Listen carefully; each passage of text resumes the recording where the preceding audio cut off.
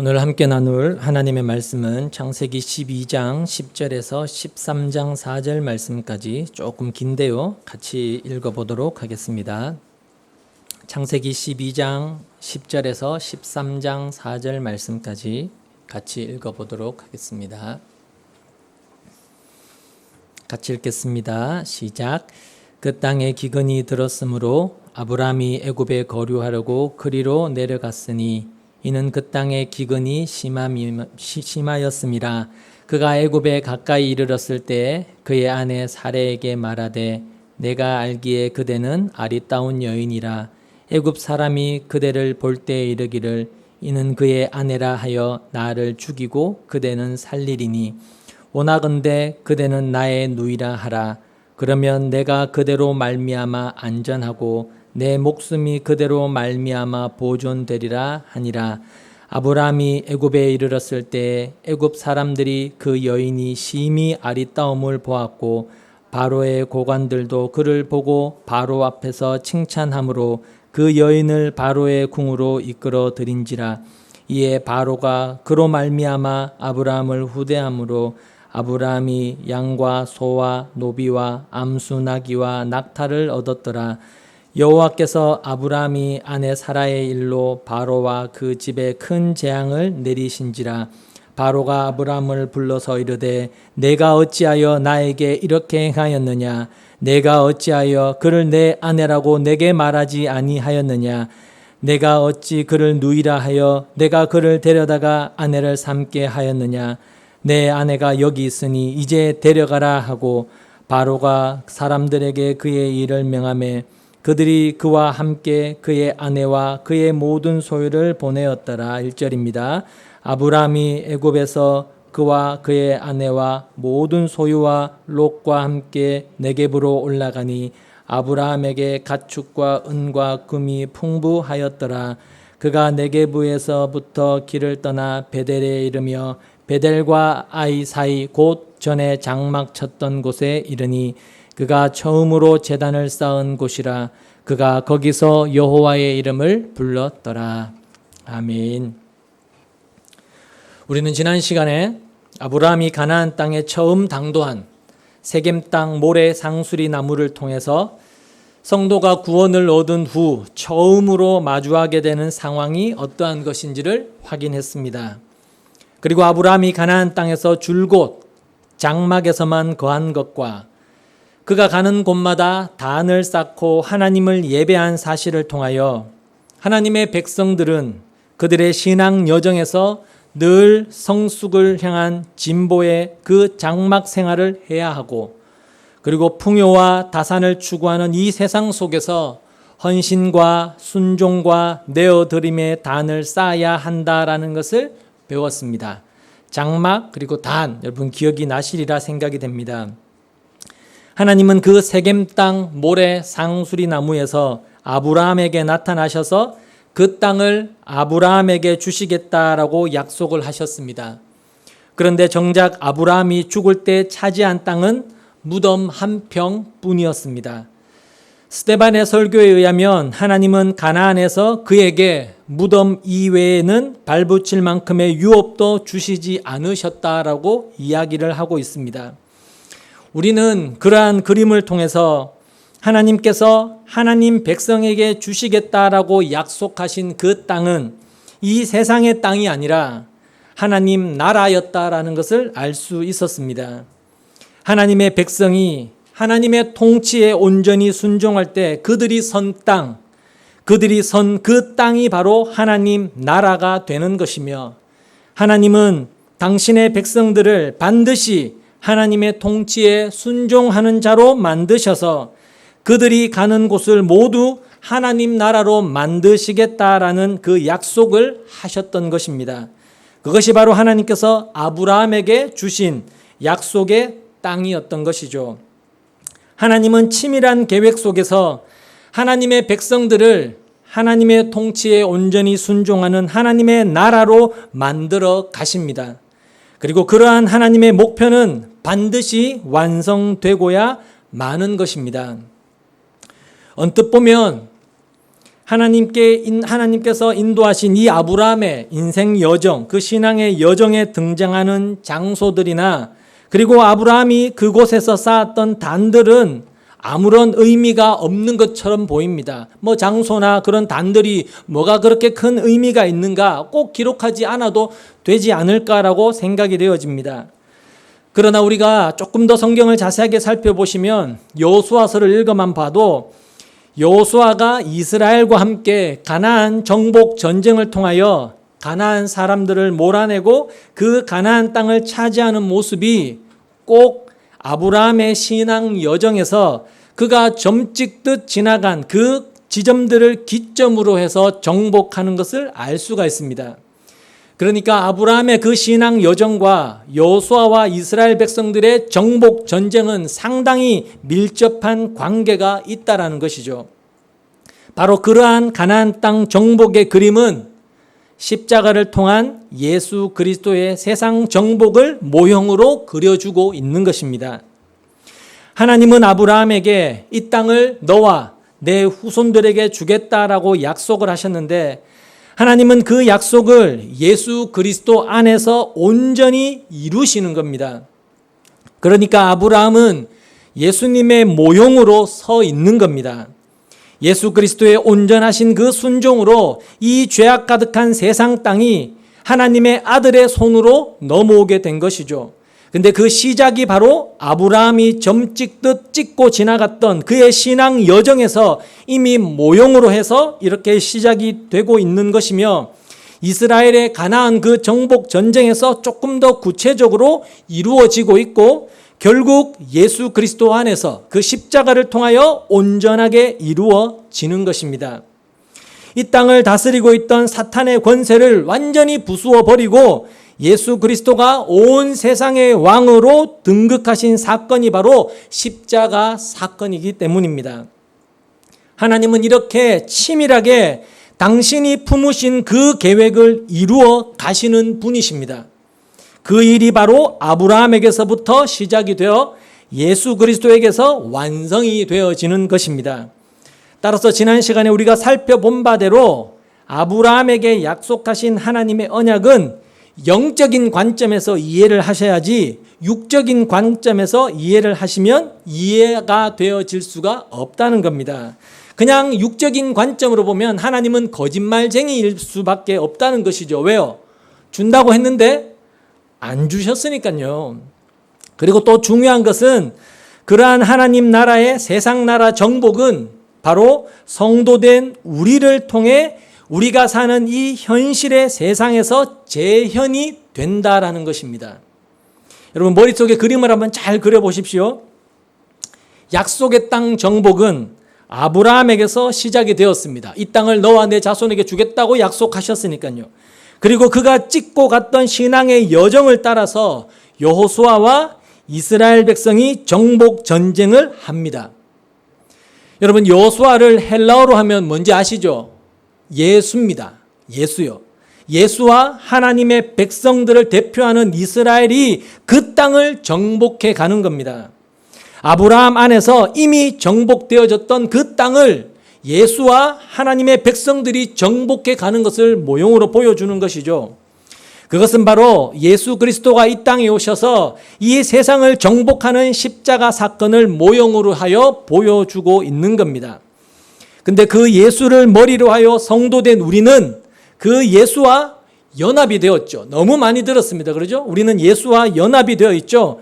따라서 우리의 지금의 현재의 삶 속에서 그 가나안 정복 전쟁이 현재화되어서 일어나고 있다라는 사실입니다. 어떻게요?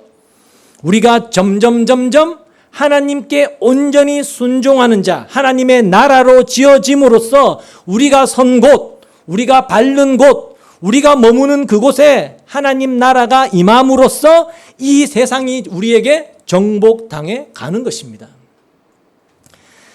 그런데 걸어다니는 하나님 나라가 되어 세상 땅을 하나님 나라로 삼켜버려야 하는 저와 여러분, 성도된 우리들에게서 죄송하지만 좀처럼 그런 순종의 삶이 나오지 않죠. 그렇죠? 우리가 하나님의 나라인데 우리가 밟는 땅, 우리가 선 곳, 우리가 머무는 그곳에 하나님의 뜻에 온전히 순종함이 잘 나오지 않아요. 그때 우리는 답답하고 때로는 낙심하고 절망하기도 하죠. 야, 그냥 이렇게 끝나는 거 아닐까? 만약에 내가 정말로 구원받은 하나님의 백성이라면 내가 어떻게 이렇게 오랫동안 신앙생활을 했는데 이 모양 이 꼴밖에 되지 않을까? 이렇게 변화가 없을까? 어떻게 이렇게 세상을 그냥 그렇게 살아갈 수 있을까? 사랑으로 십자가로 세상을 정복하기는커녕 나는 늘 돈에 정복당하고 사람에게 정복당하고 이 세상에 늘 정복당하고 있는 것처럼 느껴질 때가 너무 많지 않나요? 그러나 하나님은 분명히 약속하셨습니다. 우리가 성도가 맞다면 성도된 우리가 가는 곳이 하나님의 나라, 하나님의 땅이 될 것임을 믿음의 조상 아브라함에게서부터 약속을 하셨다라는 겁니다. 그리고 예수 그리스도 안에서 그 십자가 사건을 통하여 그 약속은 이미 우리에게 성취가 되었고 예수 그리스도를 머리로 하여 연합된 구원을 받은 성도들도 그 예수 안에서 하나님 나라로 완성이 된 것입니다. 영적으로요. 맞습니까? 자, 이렇게 이야기 드리면 이게 여러분에게 어떤 감동이 되는지 잘 모르겠는데 맞습니까? 저는 맞습니다. 여러분도 맞았으면 좋겠습니다. 그 사실은 영적이며 법정적이며 선언적이며 신분적이며 운명적으로 이미 성도된 우리 안에 일어난 사실입니다.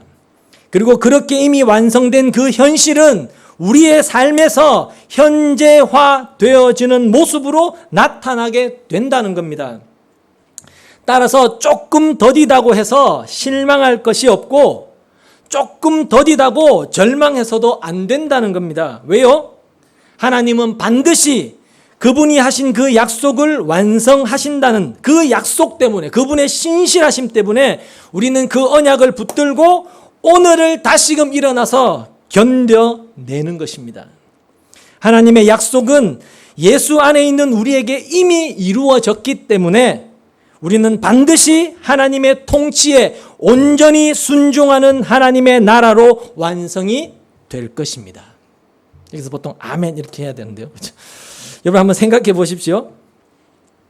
하나님의 백성, 그 아브라함 하나가 우상과 죄악의 땅 가나안에 들어섰을 때 그 가나안 사람들에게 비친 아브라함의 모습은 어떠한 모습이었을까요? 어디를 봐도 전혀 정복자의 모습은 아니었을 겁니다. 연고도 없는 이방인 하나가 자기들 땅에 들어와서 이리 기웃 저리 기웃하는 것처럼 그냥 보잘것없이 보였을 것입니다. 가나안인들이 그 가소로운 이방인이 그렇게 방황하다가 그냥 지치면 떠나든지 죽든지 사라지겠지 하고 생각을 했을 겁니다.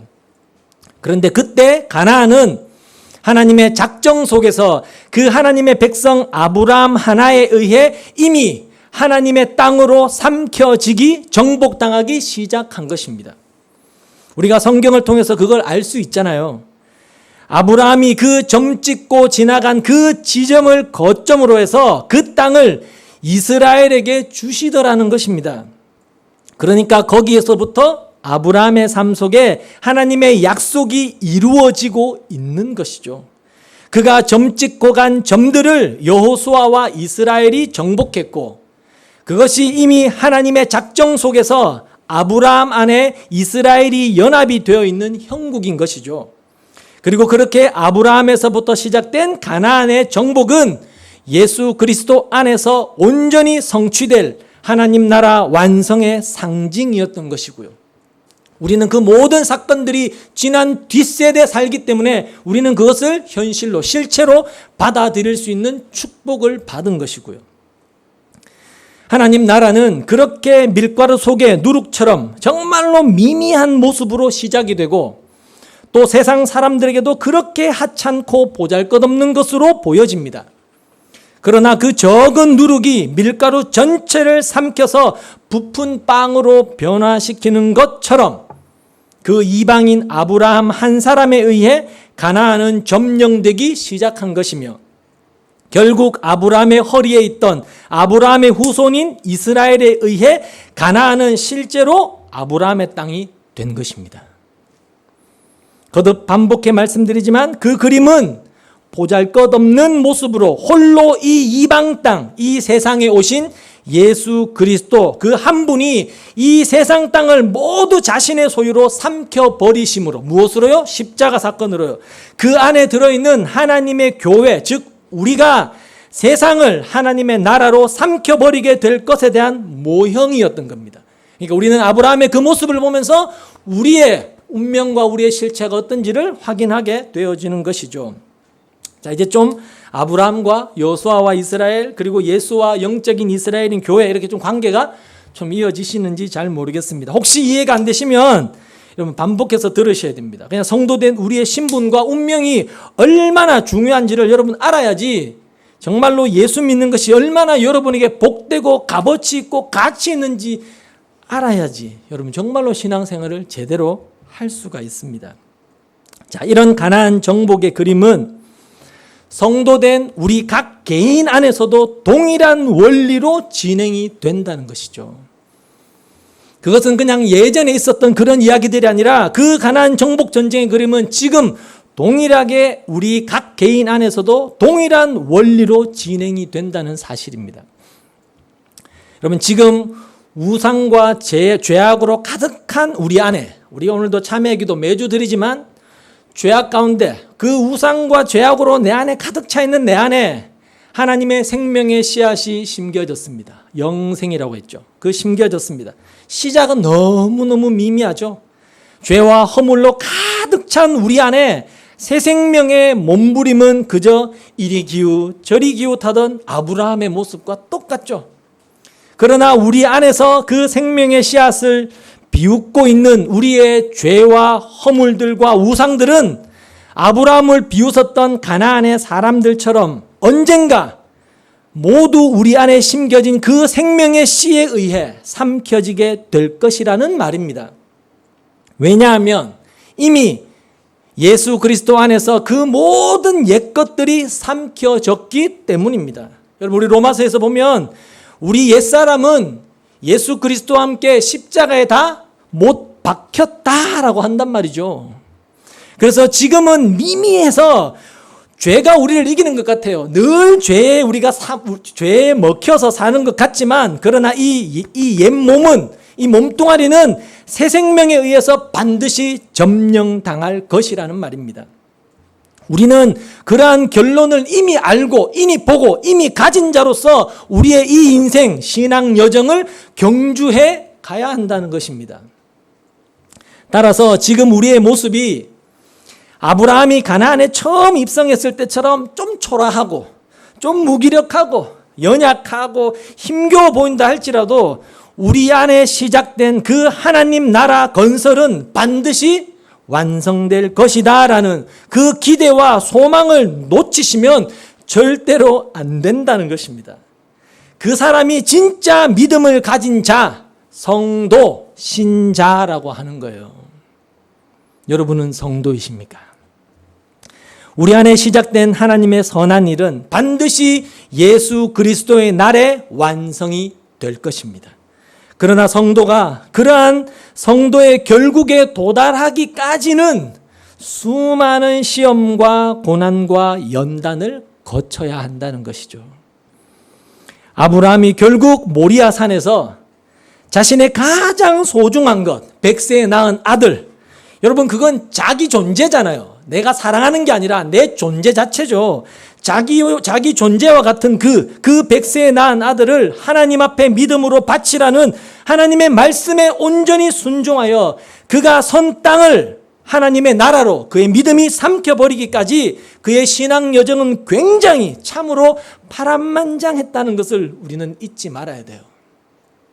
오늘부터 해서 몇 주간 그러한 아브라함의 파란만장했던 신앙 여정에 대해서 함께 살펴볼 겁니다. 그러면 여러분에게 엄청난 위로와 은혜가 될 것이라 생각이 되어집니다. 자, 아브라함이 세겜에서 베델과 아이 사이로, 그리고 베델과 아이 사이에서 남방으로 이렇게 점을 찍으며 가나안 땅을 통과하여 내려갔습니다. 근데 남방 네게부 지역에 이르렀을 때 젖과 꿀이 흘러야 하는 가나안 땅에 오늘 본문에 보시면 뭐가 들었다고 하나요? 기근이 들었습니다. 기근이요. 약속하신 땅에 들어갔는데 기근이 들었답니다. 당시 가나안 땅은 풍요와 다산의 신 바알의 땅이라고 했죠. 그죠? 근데 그곳에 풍요와 다산이 아닌 기근이 일어나고 있는 겁니다. 우리는 남방 네게부의 그 기근을 통해서 풍요와 다산의 신 바알의 허구를 알 수가 있는 거예요. 허구를. 하나님은 가나안 땅의 기근을 통하여 당신의 백성인 아브라함에게 풍요와 다산의 신의 그 가짜를 알려주시는 거예요. 그리고 하나님이 약속하신 땅은 이 땅의 풍요와는 전혀 관계가 없는 곳임을 보여주시는 것이기도 합니다. 아울러 그 기근은 아브라함의 하나님 백성으로서의 성숙을 위한 하나의 장치였던 것입니다. 그러나 아브라함은 그러한 하나님의 깊은 속내를 이해하지 못했죠. 아브라함에게 있어 기근은 당황스럽고 마주치고 싶지 않은 것이었습니다. 아브라함은 기근을 만나자 즉시 지금까지 했던 순종과 내어드림의 단쌓기를 중지해버립니다. 성경을 보면 아브라함이 남방 네게부에서 단을 쌓았다는 말이 있나요? 없어요. 기근이 일어나니까 단 쌓는 것을 그쳐버리는 겁니다. 우리와 너무 비슷하지 않나요? 하나님이 좀 원하는 대로 해주면 뭐 속이라도 다 내 목숨까지도 다 바칠 것 같이 그렇게 열심을 부리다가 좀 안 되면 좀 뭔가 걸리면 바로 배신 때려버리는 우리와 굉장히 흡사한 모습을 보여주고 있습니다. 근데 그도 그럴 것이 당시 고대인들에게 있어서 기근은 신의 저주를 의미하는 것이었습니다. 하나님이 가라는 곳으로 그분의 인도하심을 쫓아서 들어온 땅에 웬 기근이냐고요. 아브라함은 그가 지나는 곳마다 순종과 헌신의 단을 쌓으며 하나님의 인도하심을 예배하며 구했습니다. 근데 자신을 기다리고 있는 것은 허탈한 기근이었던 것입니다. 기근요.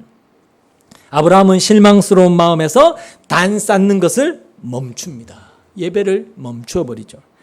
하나님이 어떻게 자신을 이런 곳으로 몰고 오실 수 있느냐는 것이죠. 자기가 원래 살던 갈대아인의 땅 우르와 하란이라는 곳이 얼마나 화려하고 멋진 곳이었는데 거기에서 순종하여 내가 이 땅으로 왔는데 어떻게 나에게 이런 곳으로 나를 보내실 수 있느냐는 것이었습니다.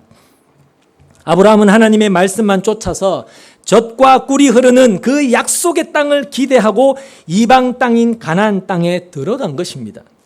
아브라함이 하나님이 약속하신 땅이 풍요와 다산의 땅일 것이다 라고 기대를 했다라는 것은 아브라함이 남방 네게부 그 기근을 피해서 나일강의 삼각주 땅인 애굽으로 내려갔다라는 것을 보면 금방 알 수가 있습니다.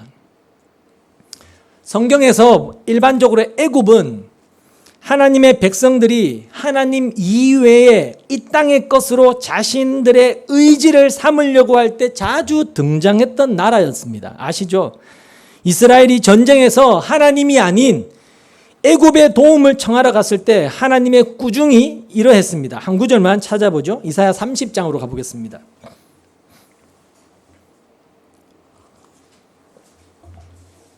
이사야 30장 1절 2절 말씀.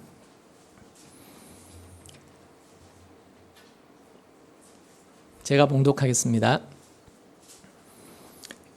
여호와께서 이르시되 패역한 자식들은 화 있을진저 그들이 계교를 베푸나 나로 말미암지 아니하며 맹약을 맺으나 나의 영으로 말미암지 아니하고 죄에 죄를 더하도다. 그들이 바로의 세력 안에서 스스로 강하려 하며 애굽의 그늘에 피하려 하여 애굽으로 내려갔으되 나의 입에 묻지 아니하였도다. 이게 무슨 말이냐면 왜 묻지도 않고 네 마음대로 내려갔느냐라고 꾸중하시는 거예요. 왜 나 말고 다른 것을 의지하며 너희들의 안전을 도모하려고 하느냐? 너희들이 의지해야 할 대상은 바로 난데 왜 나한테 묻지도 않고 거기 가서 기웃기웃 거리려고 내려갔느냐라고 지금 화를 내고 계시는 것입니다. 아브라함이 바로 이러한 이스라엘의 마음으로 자기 마음대로 애굽으로 내려갔던 겁니다. 하나님은 하나님의 백성들을 택하여 부르시고 그들의 인생을 통하여 그들을 어떠한 상황에서도 하나님의 통치에 온전히 순종하는 하나님의 나라, 하나님의 땅으로 만드시기 위해서 그들의 삶에 오히려 기근을 내리실 때가 있다라는 거예요. 그것은 하나님께서 당신의 백성들의 믿음을 견고하게 다지고 그들로 하여금 기근의 상태에서도 하나님의 말씀만을 쫓아서 살 수 있는 하나님의 백성으로서의 성숙을 도모하기 위함인 것이었습니다. 여러분, 천국은요, 이 땅에서 우리가 누리는 것보다 훨씬 좋은 것들이 많이 있는 곳이 아니라고 누누이 강조해 드렸습니다. 천국은 다른 곳이 천국이 아니라 우리의 아버지가 있는 곳이 천국이란 말입니다.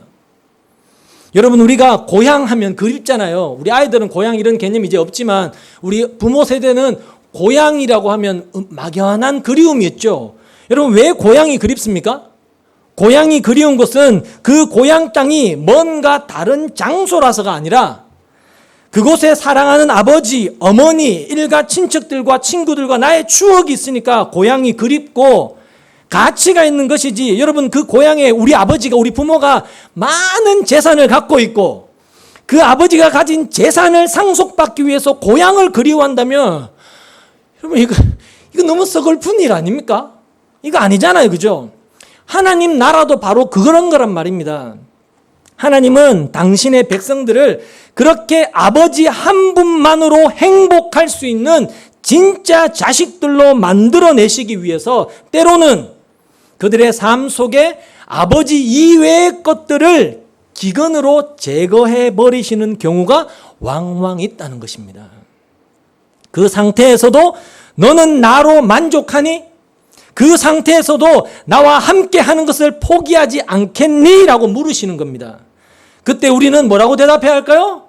내 아버지와 함께라면 초막이나 궁궐이나 그 어디라도 저는 장소 괜찮습니다. 지옥에 내려가셔도 저는 거기 아버지와 함께 있겠습니다라고 대답을 하기 위해서 지금 이 땅에서 우리가 신앙생활이라는 걸 하는 거예요. 우리의 인생 여정을 걷는 거란 말입니다. 그 인생 여정을 통해서 그 고백을 하는 자로 하나님은 하나님의 자녀를 빚어내시기는 것입니다. 그렇게 자신의 삶에 기근이 찾아올 때 성도는 자신의 삶에 기근을 허락하신 하나님의 의중을 묻고 그 뜻에 맞게 발걸음을 옮겨야 되는 것입니다. 여러분, 신명기 8장 2절에 보면 하나님께서 40년 동안 이스라엘 백성을 광야길을 걷게 하신 이유가 잘 나와요. 그 이유가 뭐냐면 이는 너를 낮추시며 너를 시험하사 네 마음이 어떠한지 그 명령을 지키는지 지키지 않는지 알려 하심이다 라고 말씀하세요. 이것만큼 정확한 우리의 인생을 살게 하시는 목적이 없어요. 설명이 없단 말입니다. 너를 낮추시며 너를 시험하사 네 마음이 어떠한지 그분의 명령을 지키는지 명령을 지키지 않는지 알게 하기 위해서 광야 40년을 걷게 하셨단 말입니다. 우리의 인생을 살게 하신단 말입니다. 하나님께서 하나님의 백성에게 광야길을 걷게 하시고 그 길에서 그들을 낮추시고 시험하시는 것은 그렇게 낮아진 상태에서도 당신의 백성이 하나님의 말을 듣고 순종하는지 아니면 불순종하고 떠나는지를 알려 하심이라는 겁니다. 그들이 진짜 자기 아버지가 어떤 분인지를 제대로 알고 그래서 아버지가 좋아하는 말을 아버지가 좋아서 아버지의 말을 듣는 것인지 아니면 아버지께 뭔가를 뜯어먹을 게 있어서 아버지 말을 듣는 것인지를 확인하시겠다는 거예요. 그래서 성도의 삶에 기근이 닥쳐오는 것입니다. 그가 정말로 아버지를 알고 있는지, 아버지를 그가 진심으로 어떻게 생각하고 있는지를 스스로 확인하라고 우리에게 기근을 허락하시기도 하고 또 그 기근을 통해서 참 성도와 성도인 척하는 가짜를 구별하시기도 하시는 것입니다. 어떤 사람들은 예수를 열심히 믿는 것처럼 겉으로 보이다가도 그의 삶 속에 질병이라든지 가난이라든지 가정의 문제라든지 이런 것들이 갑자기 닥치면 도저히 그걸 받아들이지 못하는 분들이 주변에 많습니다. 왜 내 삶에 이런 것들이 왔냐라는 것이죠. 내가 뭘 잘못했다고? 나보다 더한 사람도 잘만 잘 사는데 왜 나의 인생에 이런 것들이 찾아왔나고 따지죠. 근데 어떤 사람은 똑같은 상황이 닥쳤는데 여전히 하나님을 의지하며 야, 원래 그래. 이거는 내 목적이 아니었잖아. 괜찮아요. 하나님은 합력해서 선을 이루시는 내 아버지십니다. 라면서 믿음을 발휘하더라는 것입니다. 따라서 성도가 주님을 믿게 된 이후에 통과해서 지나가야 하는 이 땅은, 이 가나안 땅은 어떠한 상황에서도 흔들리지 않는 믿음과 순종의 삶을 배우는 땅이지, 하나님의 힘을 빌려서 내 소원을 이루고 나의 풍요를 채우는 땅이 아닌 것입니다. 이걸 아셔야 됩니다. 하나님께서 이스라엘을 이끌어 홍해를 건너게 하신 후에 이스라엘을 인도하신 곳이 어디였나요? 먹을 것과 마실 것이 전혀 없는 광야라는 것을 여러분은 절대로 잊지 마셔야 됩니다. 그들은 그 상황 속에서도 그러한 기근과 갈증을 허락하신 하나님의 뜻이 무엇인지 순종하는 마음으로 물었어야 했으며, 그 상황 속에서도 하나님만 의지하고 의뢰하는 믿음을 보였어야 했던 것입니다. 그게 하나님의 뜻이었으니까요. 그렇죠? 그러나 그들은 그 자리에서 실패하고 말았죠. 그래서 불신앙으로 인하여 불순종했던 이스라엘은 전부 다 광야에서 죽고 말았던 것입니다. 그런데 그런 이스라엘의 실패를 예수님이 완성하십니다. 예수님은 똑같이 광야 40년을 상징하는 그 40일간 광야에서 금식을 하시고 마귀에게 시험을 받으십니다. 예수님은 그를 시험하는 마귀 앞에서 사람이 떡으로만 살 것이 아니라 하나님의 말씀을 쫓아서 살아야 한다라고 정답을 대십니다. 여러분, 이 세상 모든 인간들이 그 마귀의 시험 앞에서 다 오답을 대죠. 야, 어떻게 사람이 하나님의 말씀을 따라서만 사냐? 야, 나도 인간이고 나도 생각이라는 것이 있고 나도 감정이 있고 기분이 있고 나도 상식과 지식이 있는데 어떻게 하나님의 뜻대로만 사냐라고 하는데 예수님만 정답을 대시는 겁니다. 아니야, 하나님의 말씀으로만, 하나님의 뜻대로만 살아야 해라고 정답을 내신 것입니다. 그리고 자신이 그 아버지의 뜻에 온전히 순종하셔서 자신을 버리고 십자가의 길을 선택하며 걸어가셨던 것입니다. 바로 그 예수 안에 우리가 연합이 되었단 말입니다. 그래서 우리도 떡이 아닌 하나님의 말씀으로만 살 수 있고 내 뜻이 아닌 하나님의 뜻대로 살아갈 수 있는 자가 된 것입니다. 이걸 핑계하시면 안 돼요. 되었단 말입니다. 그래서 신자된 우리에게 그토록 성경이 뭘 요구해요? 순종을 요구하는 건 말입니다. 신자가 되었으니까 순종을 요구하는 거예요. 하나님은 그 예수 안에 연합되어 있는 당신의 백성들의 현실 속에서 바로 그 대답을 이끌어 내시는 것입니다. 너는 정말 떡이 아니고 하나님의 말씀으로 살 수 있니? 너는 네 뜻대로 안 하고 너 마음대로 안 하고 하나님의 뜻대로 할 수 있니? 라고 답을 요구하시는 겁니다. 이렇게 하나님은 광야길을 통하여 성도에게 허락된 그 기근을 통하여 우리가 믿고 있는 게 무엇인지를 테스트하십니다. 이렇게 성도의 광야, 성도의 기근은 믿음의 질을 시험하는 시험대이자 신앙 성숙을 위한 기회가 되는 것입니다. 자, 그러한 것이 신앙의 여정이라면 지금 아브라함은 큰 실수를 한 것이죠. 그렇죠?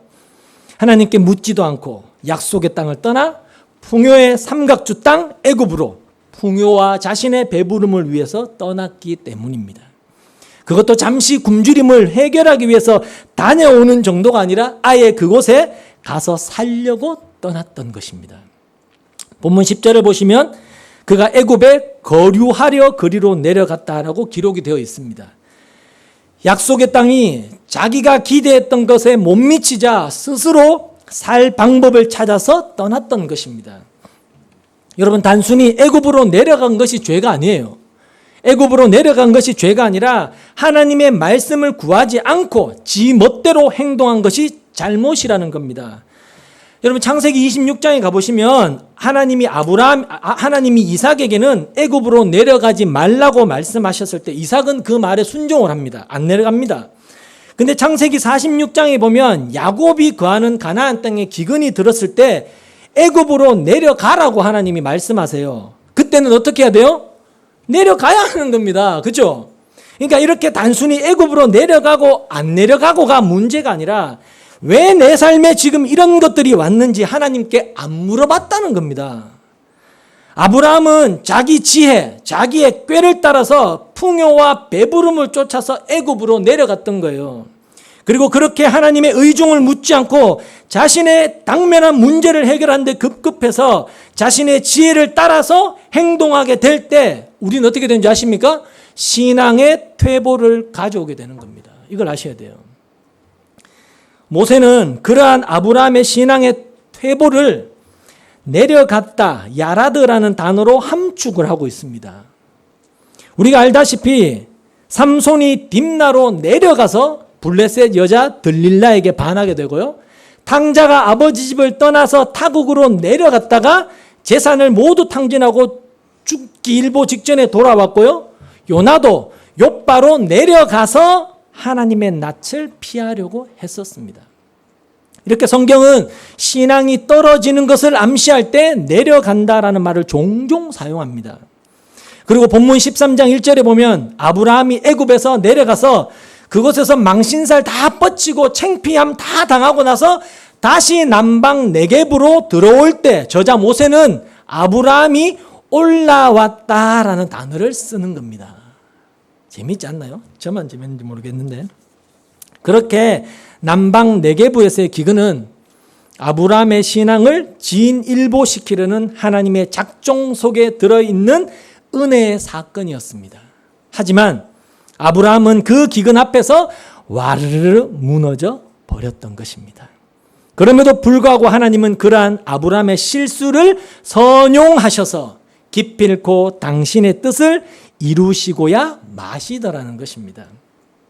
하나님이 그 기근을 통하여 아브라함에게 이루시고자 했던 그 목적과 계획을 아브라함의 실수까지도 들어서 반드시 이루시더라는 것입니다.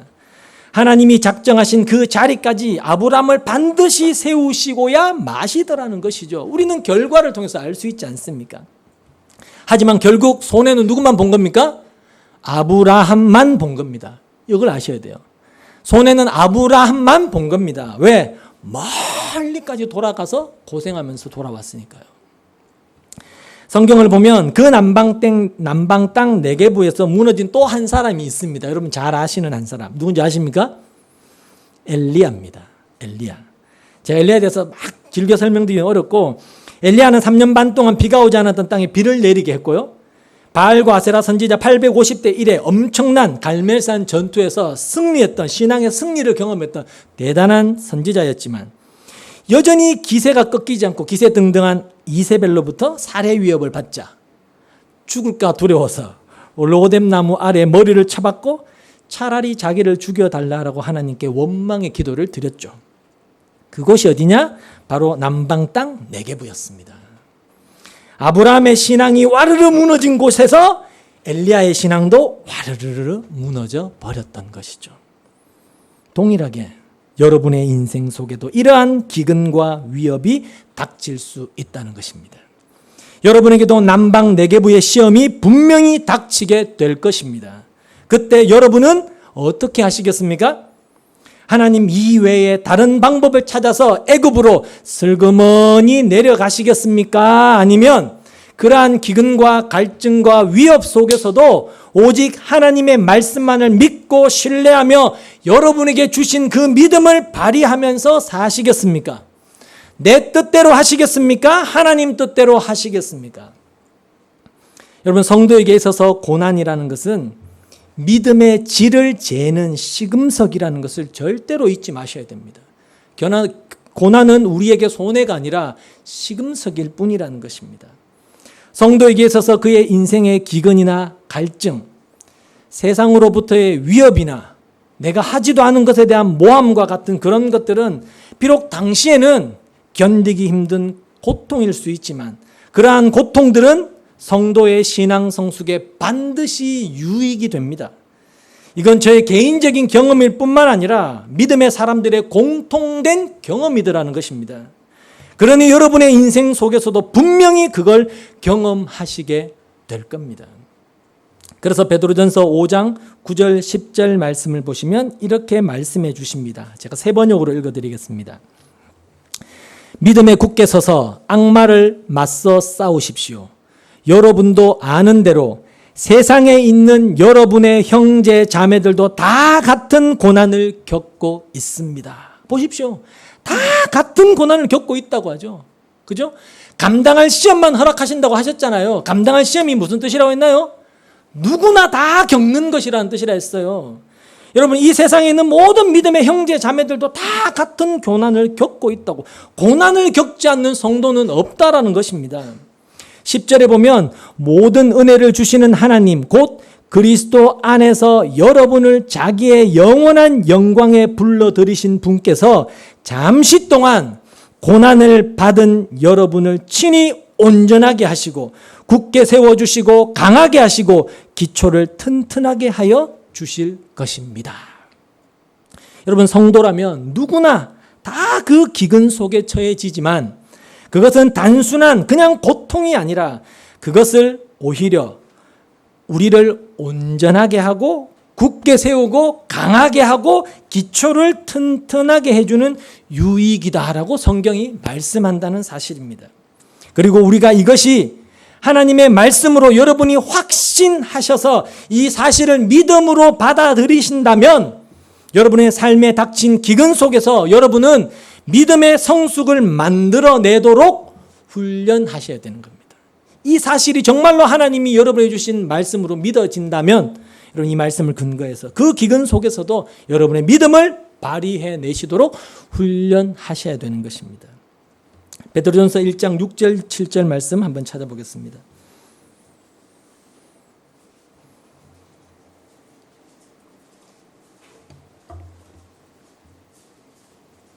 베드로전서 1장 6절 7절 같이 읽습니다. 시작. 그러므로 너희가 이제 여러 가지 시험으로 말미암아 잠깐 근심하게 되지 않을 수 있으나 오히려 크게 기뻐하는도다.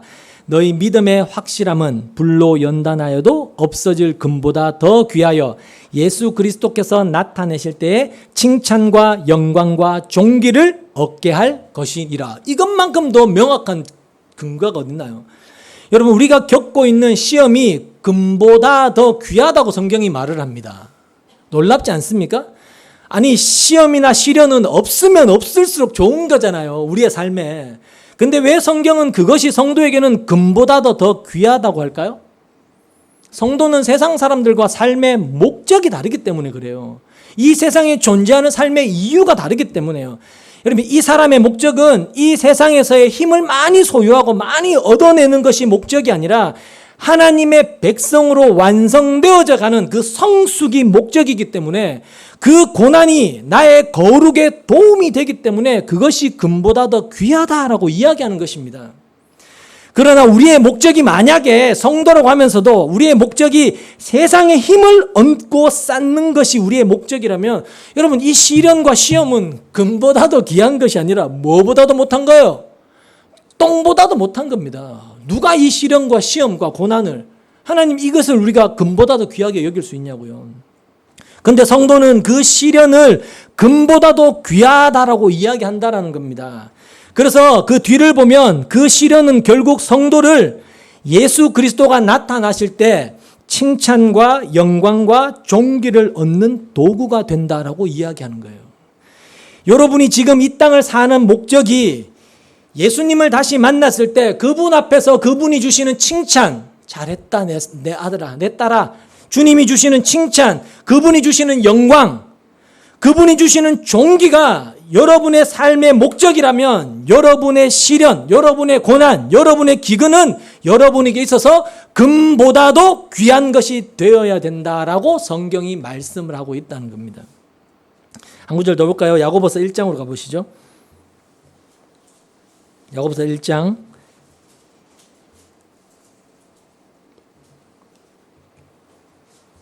똑같은 말씀을 또 다른 관점으로 이렇게 말씀합니다. 야고보서 1장 2절에서 4절 말씀 제가 보겠습니다. 보시죠. 내 형제들아, 너희가 여러 가지 시험을 당하거든 온전히 뭐하라? 기쁘게 여기라. 여러분, 이게 그냥 글로만 읽어서 그렇지 이게 맨정신으로 할 수 있는 이야기입니까? 제정신인 사람입니까? 시험과 고난이 왔는데 여러분 기쁘게 여길 수 있습니까? 여길 수 있나요? 그러나 성도는 이게 되어야 한다고 이야기해요. 지금 성도는 이게 되어야 된답니다. 3절, 이는 왜냐? 너희 믿음의 시련이 인내를 만들어내는 줄 너희가 알기 때문이다. 인내를 온전히 이루라. 이는 너희로 온전하고 구비하여 조금도 부족함이 없게 하려 함이다. 정확하게 이야기하죠. 여러분, 이게 목적이기 때문에 그래요. 조금도 부족함이 없는 온전하고 성숙한 자로 만드는 도구가 시련이라는 것을 안다면 뭐 하라고요? 기뻐하라는 겁니다. 기뻐하라는 거예요. 알면 기뻐하라는 거예요. 한 구절 더 볼까요? 로마서 5장 3절에서 4절 이렇게 말씀합니다. 다만 이뿐 아니라 우리가 환난 중에도 즐거워하나니. 환난을 즐거워한대요. 왜? 이는 환난은 인내를, 인내는 연단을, 연단은 뭘 이룰까요? 소망을 이루는 줄 알기 때문이다라 그래요. 환난은, 고난은, 기근은, 갈증은 우리가 소망을 굳게 붙드는 데 도움이 된다라는 겁니다. 여러분, 이 땅에서 여러분이 호의호식하고 자기가 원하는 대로 다 하면서 살게 되면 소망을 가질 수 있을까요? 소망 가질 수 없습니다. 그런 소망은 없죠. 소망을 가질 수도 없고 자기가 설사 믿음이 있다고 해도 믿음을 발휘할 수가 없단 말입니다. 여러분, 보이는 게 좋고 다 보이고 다 손에 잡히는데 뭔 놈의 믿음을 발휘할 필요가 있습니까? 우리가 이 땅에서 자꾸 기근과 갈증을 만나야지 이건 아닌가 보다. 눈에 보이는 이건 아닌가 보다 라면서 보이지 않지만 실제 하는 것을 향해서 몸을 돌이키게 되는 것입니다. 그래서 그걸 아는 자들은 그런 기근과 갈증과 시련과 고난을 뭐 하라고요? 올 때 기뻐할 수 있다라는 것입니다. 여러분, 우리가 이 지경까지, 이 경지까지 우리가 자라나야 된다고 성경이 이야기한다는 겁니다. 우리 안에서 일하시는 그 하나님으로 인하여, 너희 스스로 가라는 게 아니라 우리 안에서 일하시는 그 하나님으로 인하여 이 경지까지, 우리 수요일날 봤잖아요. 그 경지까지 가야 된다고 이야기하는 겁니다. 그것을 일컬어서 신앙생활이라고 하는 것이고요. 이렇게 성도된 우리에게 닥치는 고난은 믿음의 성숙에 커다란 유익이 되는 것입니다. 그런데 그러한 고난이 닥쳤을 때 하나님께 그 고난의 이유에 대해서 묻지도 않고 순종의 단을 쌓지도 않고 자기 꾀를 의지하여 그것을 피해 세상의 다른 것을 움켜쥐게 되면 그는 시험에서 탈락하여서 신앙이 퇴보하게 되어진다는 겁니다. 먼 길을 돌아가게 된다는 거예요. 여러분, 무명의 선배는 이런 이야기를 했습니다. 세탁하는 사람을 피하지 마십시오. 그들이 두드리고 짓밟고 펴면 당신의 옷은 깨끗해질 것입니다. 되게 의미 있는 말이었어요. 세탁하는 사람을 피하지 마십시오. 그들이 두드리고 짓밟고 펴면 당신의 옷은 깨끗해질 것입니다. 하나님은 우리의 믿음의 성숙을 위해서 더러운 우리의 옛사람을 쳐내시기 위해서 그 세탁 방망이를 들이대실 때가 있다라는 겁니다. 그러한 과정을 통해서 우리는 고향과 친척과 아버지 집을 온전히 떠날 수 있게 되는 것이고 결국에는 창세기 22장의 모리아산에서 하나님의 말씀에 순종하기 위해 자신이 가장 사랑하는 아들마저도 떠날 수 있는 성숙한 신앙인으로 지어지게 되는 것입니다. 여러분, 성도의 삶은 결국 떠나는 것입니다. 놓는 것입니다. 이 세상의 힘으로부터 떠나고 내가 힘이라고 그리고 그래서 의지했던 것들을 놓고 하나님을 붙들고 하나님을 힘으로 삼는 것이 성도의 삶, 즉 신앙 생활인 것입니다. 아브라함은 남방 네게브에서 그러한 하나님의 속내를 읽어내지 못하고 스스로의 힘으로 결핍을 채우기 위해서 애굽으로 내려갔습니다. 그렇게 하나님에 대한 신뢰를 잃어버린 아브라함의 마음에는 이미 불신과 그로 인한 세상에 대한 두려움이 가득 차 있었습니다. 여러분, 당시 고대 애굽 사회에서 힘 있는 집의 가장이 다른 집 처자가 마음에 들면 그의 힘을 이용해서 그 처자를 자신의 첩으로, 아내로 삼을 수 있었습니다. 그건 당시 애굽의 관습이었습니다. 그러니까 애굽왕이 도덕적으로 윤리적으로 이 새끼 나쁜 새끼다 이렇게 생각하시면 안 된다는 겁니다. 그게 그 당시에 도덕이고 윤리였던 겁니다. 만일 그 여자가 남편이 있는 여자라면 보복을 피하기 위해 그 남편을 죽여버리고 그 여자를 자신의 아내, 첩으로 삼았습니다. 이게 관습이었습니다. 아브라함은 그 사실을 알았던 겁니다. 그래서 애굽에 내려가자마자 됐든 뭐부터 걱정해요? 그것부터 걱정하기 시작한 겁니다. 하나님을 의지하지 않고 자신의 꾀로 애굽행을 결정한 아브라함에게 그러한 두려움은 어떻게 보면 당연한 것일지도 모릅니다. 왜냐하면 지금까지 자신을 인도해 오신 하나님, 그 하나님을 내가 믿을 수 없어서 이제 내 지혜, 내 꾀로 내 삶을 지키고 보호해야 되겠다고 생각하고 애굽으로 내려왔으니까 이제 자기가 자기를 보호해야 하니까 두려운 겁니다. 아브라함이 여러분 75세에 하란을 떠났고 사라는 아브라함보다 10살 아래였으니까 그때 사라의 나이는 적어도 65세 이상이 되었을 때입니다. 그런데도 그 미모가 상당했던 것 같습니다. 우리 교회 성도님들처럼 상당했었던 것 같습니다. 곧바로 애굽 왕 바로에게 보고가 되었을 정도니까요. 여러분 바로라는 말은 큰 집이라는 뜻이거든요. 그러니까 애굽에서 가장 큰 집의 주인인 바로가 사라를 탐냈던 겁니다. 방법이 없죠. 아브라함은 자신이 살기 위해서 뭘 선택해요? 아내를 파는 쪽을 선택합니다. 팔아먹는 쪽을 선택합니다. 인간이 하나님의 말씀을 떠나서 자신의 꾀로 스스로를 보호하려고 할 때 나타나는 전형적인 현상입니다. 여러분 힘의 원리를 추구하는 자는요, 나를 위해 남을 희생시키는 자다 했잖아요. 그죠? 힘의 원리는 나를 위해서 남을 희생시키고 십자가의 원리는 남을 위해서 내가 희생하는 거거든요. 근데 힘의 원리를 추구하는 아브라함이 되고 나니까 나를 위해 남을 희생시키는 겁니다. 그런 모습이 아브라함에게 바로 나타나기 시작하는 겁니다. 나의 유익을 위해 남을 죽이는 것이죠. 본문 11절에서 13절까지 잘 보시면 아브라함은 자신이 살기 위해서 아내의 수치를 강요합니다. 야, 내가 죽을 수 있으니까 여보 꼭 이렇게 해야 돼? 내가 오랍이라고 이야기해야 돼? 이렇게 막 강요를 합니다. 성도의 삶은 자신의 손해로 이웃이 득이 되고 유익이 되는 삶을 살아야 되잖아요. 여러분 지금 아브라함에게 있어서 가장 가까운 이웃은 누구죠? 아내죠. 아내잖아요. 근데 아브라함은 자기가 살기 위해서 아내를 지금 죽음으로 내몰고 있는 겁니다. 13절에 그대는 나의 누이라 하라. 그러면 내가 그대로 말미암아 안전하고 내 목숨이 그대로 말미암아 보존되리라. 이런 말이 나오거든요. 이 말은 자기 목숨에 관한 모든 일이 자기가 계획하고 생각한 대로 잘 될 것이다 라는 의미입니다. 여러분 이런 나쁜 놈이 어딨나요? 이런 나쁜 놈이. 아브라함은 지금 자신의 아내가 애굽 남자와 동침을 하는 것, 잠자리를 같이 하는 것이 자기에게 호의를 베풀어주는 미덕이라고 말을 하고 있어요. 자기 아내가 지금 어떤 수치를 당하든 그건 상관없고 내 목숨만 살면 되는 겁니다. 나의 유익을 위해서 내 아내의 희생이 당연한 것이라고 받아들이고 있는 거예요. 이것만큼 나쁜 놈이 어디 있습니까? 여러분 우리 교회는 남자분들이 별로 없어서 좀 그런데 만약에 여자친구가 됐든 아내가 됐든 아내와 데이트를 하고 있는데 깡패 서너 명이 나타나서 칼 들이대면서 아내를 내놓으라고 뺏어가려고 하면 정상적인 남편이라면 어떻게 할 것 같습니까?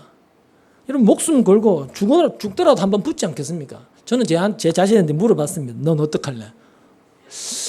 조금 고민했지만 저는 싸울 것 같습니다. 여러분 만약에 그런데 심지어는 자기 목숨까지 지키자고 아내를 버려두고 만약에 그 사람이 도망간다면 여러분 그 사람 여러분이 아내 되신 분들이요 그 남편을 어떻게 하시겠습니까? 아웃이죠. 아웃이잖아요. 소송할 거 아닙니까? 거기다가 깡패들한테 아내의 몸값까지 받아서 챙긴다면 그 남편 어떤 남편입니까? 죽이지 않겠습니까? 그게 인간입니까?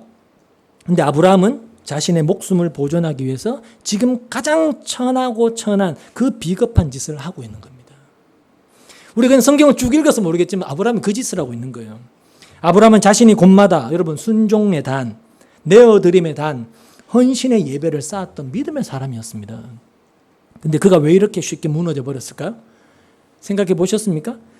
여러분 구원받은 성도는 여전히 우리 속에 옛사람의 흔적을 가지고 있어요. 그렇죠? 그래서 제가 늘 참회 기도할 때 제가 읽는 내용이 그 부분입니다. 우리 안에 옛사람의 습관을 쫓아서 사는 본성적인 죄가 우리 안에 남아있단 말입니다. 옛사람의 흔적, 그 옛사람이 흔적을 가지고 있기 때문에 그렇게 쉽게 무너져 버리는 겁니다. 여러분 우리는 구원을 받았어요. 구원을 받았지만 여전히 지금 육신의 몸을 입고 있기 때문에 그런 겁니다.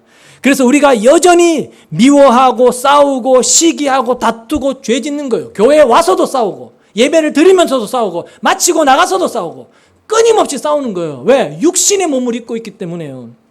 성도가 자기 안에 심겨진 그 생명의 말씀을 쫓아서 사는 것에 게을러질 때, 성령이 우리에게 민감하게 말씀하시는 그 민감한 말씀을 거부할 때, 진지해지지 못할 때, 우리의 인생의 기근을 만나게 되면 이내 그 사람은요, 자기 속에 풍성하게 남아있던 옛사람에 대한 그리움이 드러나게 되는 겁니다. 본성이 드러나게 돼요.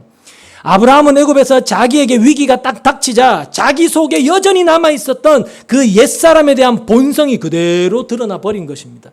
나의 유익을 위해, 세상에 힘을 쫓는 나의 유익을 위해 남을 희생시키는 그 옛사람의 모습이 금방 드러나 버리더라는 겁니다. 그럼에도 불구하고 우리가 안심할 수 있는 것은 하나님은 그러한 성도의 실수까지도 선용하시는 분이시라는 사실입니다. 애굽으로 내려간 아브라함을 다시 올려 보내시더라는 것이죠. 그래서 본문에 내려가고 올라가는 것이 기록이 되어 있는 겁니다. 물론 아브라함이 그의 불신과 그로 인한 두려움에 의해 하나님을 실망시키고 애굽으로 내려가 자신의 배고픔을 해결하고 자신의 목숨을 구하기 위해 아내를 팔아먹은 그 사건은 굉장히 분명히 파렴치한 죄입니다. 그런데 하나님은 애굽 왕 바로를 큰 매로 때리십니다. 아브라함을 때려야 하는데 바로를 치셨단 말입니다. 본문 17절에 보면 큰 재앙을 내리셨다라고 번역된 그 말의 뜻이 뭐냐 하면 큰 매로 때리다라는 뜻입니다. 여러분 생각해 보십시오. 애굽 왕 바로가 무슨 잘못을 했습니까? 예? 당시의 사회 윤리와 관습 속에서 그는 당연한 일을 했던 겁니다. 그리고 바로는 사실은 아브라함에게 속았잖아요. 자기가 일부러 그런 것 때문에 속아서 나이가 65세가 넘은 할머니를 지금 지참금까지 주고 아내로 삼은 겁니다. 그러니까 어떻게 엄밀히 따지면 바로는 피해자인 겁니다. 피해자. 근데 하나님은 바로를 큰 매로 때리십니다. 어떤 재앙이었는지 정확하게는 모르지만 당시 세계의 왕이었던 가장 큰 집에 살던 그 바로가 혼비백산에서 아브라함과 사라를 내준 것을 보면 하나님께 제대로 엄청나게 맞은 것은 분명해 보입니다.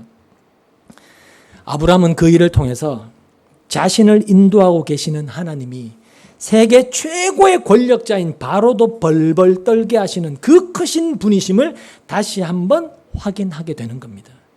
그게 확인이 되자 얼른 가나안으로 다시금 올라옵니다. 하나님은 이렇게 성도의 실수조차도 선용하셔서 그의 성숙에 사용하시는 것입니다. 아브라함은 그러한 가르침으로 보다 성숙한 신앙인으로 진일보하게 되어지는 겁니다. 그래서 다음에 보면 창세기 13장 뒷부분에 가보면 아브라함이 롯과 헤어질 때 네가 좌하면 내가 우하고 네가 우하면 내가 좌하겠다 하면서 그 아브라함의 넓은 아량과 관대함과 두려움이 없는 믿음을 보여주게 되는 것입니다. 여러분 기근을 겁내서 애굽으로 도망갔던 아브라함이 거기에서 바로가 무서워서 아내를 팔아먹었던 그 파렴치한 사람이 어떻게 이러한 모습을 보여줄 수 있게 되었을까요? 그 일 앞에 하나님으로부터 신앙의 훈련을 톡톡히 받았기 때문입니다. 그러나 그러한 성도의 실패와 실수는 한두 번으로 끝나면 좋은데 그렇지 않다는 겁니다. 계속해서 반복이 된다는 거죠. 그게 문제입니다. 그만큼 우리 인간은 무력하고 불가능한 존재라는 겁니다. 그렇게 13장에서 성숙한 신앙인의 모습을 보여주었던 아브라함이 창세기 20장에 가보면 그로부터 25년 후에 그랄 왕 아비멜렉에게 아내를 똑같이 팔아먹습니다. 그때는 하나님이 백세해 주신 이삭이 사라의 뱃속에 있을 때였습니다. 여러분 정말 못 말리는 인간 아닌가요? 그리고 창세기 26장에 가면 그로부터 50년 후에 그 뱃속에 있던 아들 이삭이 자기 아버지가 했던 것과 똑같이 자기 아내 리브가를 팔아먹습니다. 여러분 인간들은 이렇게 불가능한 존재다라는 걸 보여주는 겁니다. 성도의 신앙 여정은 이렇게 그들의 실수와 실패, 투성이지만 하나님은 그 속에서도 반드시 그들의 완성을 이루어 내신다라는 것입니다. 이것이 우리에게 복된 소식, 복음이 되는 것이고요. 그럼 우리를 이렇게 끈질기게 간섭하시고 인도하시는 이런 하나님의 열심 앞에 우리는 어떤 결심을 해야 되겠습니까? 여러분, 구원이라는 것은요, 사형 집행을 기다리고 있는 사형수들이 내 앞에 한 명 한 명 사형이 집행되는 가운데 그 두려움 속에서 사면을 받은 것을 말합니다. 선악을 알게 하는 나무를 열매를 먹지 말아라. 네가 먹는 날에는 반드시 죽으리라. 죽고 죽으리라. 정령 죽으리라 하셨던 그 하나님의 약속에 의해서 죄인들은 하나하나 죽기 시작했습니다. 그래서 창세기 5장의 그 죽음의 족보에서 계속 반복되는 게 뭐였다고요? 죽었더라, 죽었더라, 죽었더라, 죽었더라. 다 죽는 겁니다. 반복이 되는 겁니다. 그 말은 하나님의 말씀대로 사형이 집행되고 있다는 말이에요. 우리도 그 사형 집행 날짜를 기다리는 중이었단 말입니다. 근데 갑자기 사면 명령이 떨어진 거예요. 그리고 우리를 사면해 주신 그분이 내가 네 죄를 용서해서 살려줬으니 이제 내 말을 잘 들어야 된다. 나는 너를 내 자녀로 삼아서 이 땅이 아닌 하늘에 있는 그 영원한 것을 너에게 기업으로 주려고 한단다. 그러니 나를 믿고 내가 하라는 대로 꼭 해야 된다. 비록 지금은 너희가 다 이해할 수 없을지라도 내가 하라는 대로 하는 것이 너에게는 반드시 유익이 되고 복이 된단다라고 말씀해 주셨습니다. 그 복음을 정말 우리가 이해하고 있다면 우리가 어떠한 결심으로 우리의 남은 인생을 살아야 되겠냐고요. 우리를 살려주셨을 뿐 아니라 그 영원한 것을 기업으로 주실 그분을 욕보이는 삶을 살 수 있을까요? 세상이 나를 보면서 내가 믿는 하나님을 업신여기는 그런 삶을 살 수 있겠냐고요.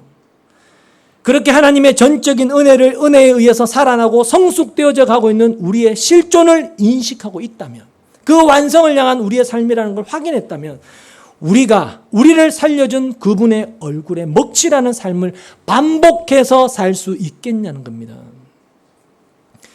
오늘 본문에 보면 아브라함이 애굽의 그 신하들에게 무슨 욕을 먹습니까? 바로에게 어떤 욕을 먹나요? 네가 어찌하여 그를 네 아내라고 내게 구하지 아니하였느냐?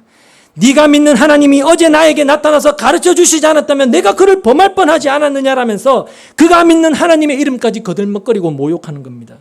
그리고는 아브라함에게 사라와 그의 모든 소유를 다 가지고 가라고 했습니다. 여러분, 자기가 사라의 몸값으로 준 것까지 다 가지고 가라고 했어요. 이게 무슨 이야기일까요? 그 말은 아브라함같이 파렴치하고 치사한 인간이 손댄 것은 나는 더러워서 재수가 없어서라도 나는 안 받겠다라는, 필요가 없다라는, 그렇게 이야기하는 겁니다. 여러분, 요나가 다시스로 도망가다가 풍랑 만났죠. 그때 풍랑의 원인이 추적해 보니까 요나임을 알게 되자 이방 상인들이 요나를 나무랬잖아요. 너는 하나님을 섬기는 종이라며 네가 어찌하여 이런 짓거리를 했느냐라면서 하나님의 이름이 욕을 먹었지 않습니까? 우리를 사형 집행 현장에서 사면해 주신 그분을 욕되게 했던 것입니다. 우리가 어떤 지경에서 어떤 자리에서 건져진 사람인지 진짜 안다면, 그리고 우리를 어디를 향해서 우리가 가고 있는지를 우리가 진짜 안다면 우리가 우리를 사면하여 죽음에서 건져주신 그분 앞에서 어떻게 살아야 되겠느냐는 겁니다. 여러분, 오늘 본문 13장 3절에 보면 아브라함이 그 실패의 자리에서 올라와서 베델과 아이 사이에 거했다라고 하죠. 베델은 뜻이 하나님의 집이고 아이는 쓰레기더미라는 뜻입니다.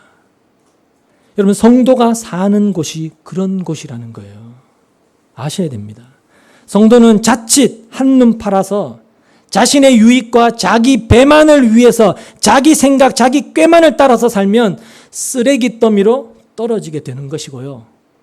그러나 하나님의 말씀을 쫓아서 하나님 나라답게 그분의 뜻에 순종하며 통치를 받는 자로 살게 되면 나라는 하나님의 나라가 내가 밟는 곳, 내가 선 곳, 내가 머무는 곳에 있는 모든 쓰레기 더미를 삼켜버리는 하나님의 나라가 되는 것입니다. 성도는 바로 그 자리에 서는 겁니다. 그러니까 여러분은 어떤 선택을 하시겠습니까? 그 자리에서, 그 두 사이에서요. 여러분, 잘 생각해 보시고 여러분의 마음에 내린 그 답대로 지금 예배를 마치는 이 순간부터 여러분의 손발을 움직이십시오. 그러나 잊지 마십시오. 하나님은 이렇게 말씀하셨습니다. 너희가 행한 대로 갚아주리라 라고 하셨습니다. 여러분이 손발을 어떻게 움직일지 저는 모르지만 이제 여러분이 행한 대로 갚으실 것이다라는 그 명확한 경고를 우리의 마음속에 좀 각인해놓고 좀 살자라는 겁니다. 너희 안에 행하시는 이는 하나님이시니 항상 복종하여 두렵고 떨림으로 너희 구원을 이루라.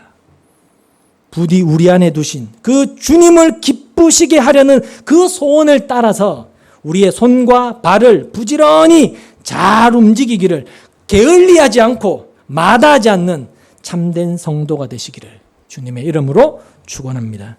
기도하겠습니다.